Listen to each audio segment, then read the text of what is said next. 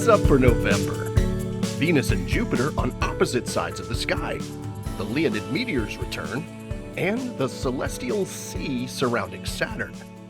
This November, Jupiter is up in the sky all night and sets just before sunrise, while Venus rises in the early morning hours. This means you can see them on opposite sides of the sky if you happen to be up before dawn. You may recall that these two planets appeared super close together just a few months ago back in March. On the morning of November 9th, find the crescent moon hanging just beneath Venus in the early morning sky before sunrise. Then on the 17th, look for a beautiful crescent moon sitting low in the southwest all by itself in the twilight following sunset. Thanks to the moon illusion, which causes the rising or setting moon to look larger, a crescent moon low near the horizon often appears extra captivating. Then after sunset on November 20th, look toward the south to see the first quarter moon just below ringed planet Saturn. The pair are joined by bright stars Fomalhaut and Altair.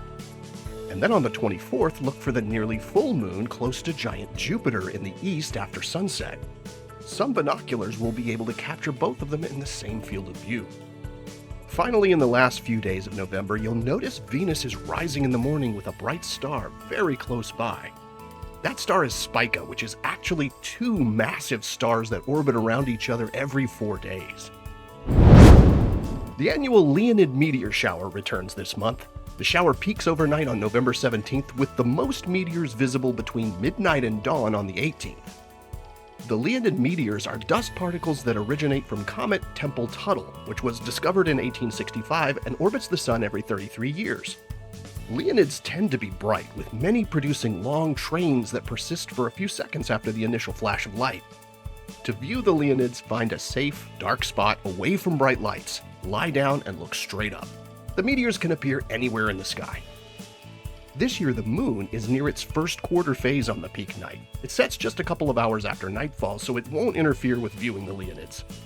So bring a warm drink, bundle up, and enjoy your time searching for meteors in the November sky. Looking toward the south, a couple of hours after dark in November, you'll find the planet Saturn about halfway up the sky. This region of the sky is full of water-related constellations. For that reason, it's sometimes referred to as the sea or the water. Saturn currently sits within Aquarius, the water bearer, imagined as a human figure pouring water from a jug. Nearby are Pisces, the fishes, and Capricornus, the strange, mythical sea goat. Just beneath Aquarius is the southern fish, and just above him is the dolphin. To the east of Aquarius, you'll find the constellation Cetus, a sea monster or whale. And next to Cetus is the constellation Eridanus, which represents a long, winding cosmic river.